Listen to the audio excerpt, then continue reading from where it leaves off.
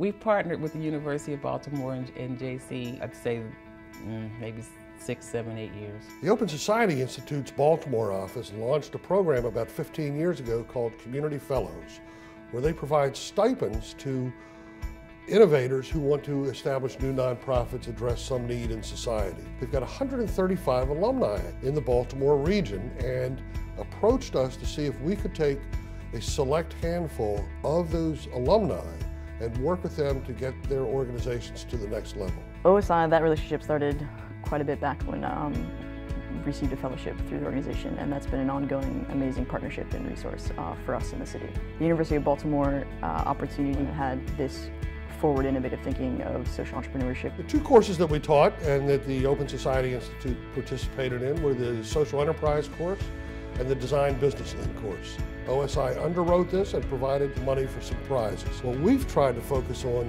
here at the University of Baltimore is working with these nonprofits, their executive directors and boards, to make them more efficient, more business-oriented, without compromising their mission. Going through the class, it was really kind of like, bearing your soul. I came in with a lot of passion, but not really understanding that how I market or how we market the organization to the community and the message that we want them to understand was really important. What we try to do is bring a business discipline to what they're doing. How do you get that message across, and how do you reinforce it? How do you make it work? That's design. That's design. I had no idea how important design really was until we participated in this class. There's a mutual benefit because everybody learns. Everybody learned. They learned maybe something new about an initiative that they didn't know existed.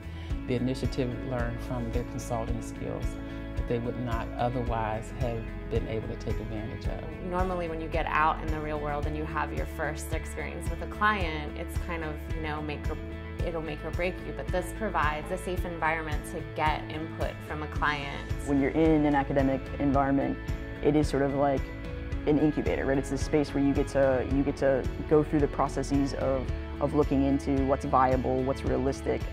But as someone who works in the nonprofit field, it's all about implementation. At the end of the day, it's can you get it done in the real world? Will it work? Will it be worth your bottom line? Both sides, us and them, came in with different assumptions.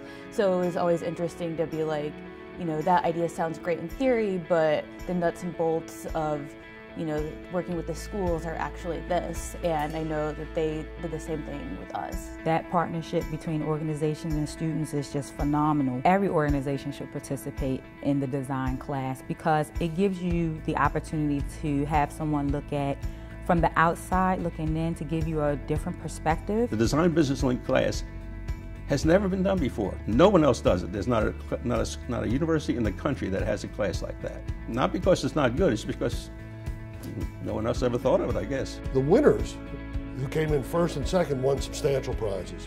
The feedback on what they're doing with the money is wonderful. Watching the results and the implementation of what occurs in these two classes where we deal with the nonprofits actually merge into the marketplace. Your vehicles for change, you hear them on the radio. It really embodies the university's tagline of knowledge that works. Practical, applicable education that you can put to use right away.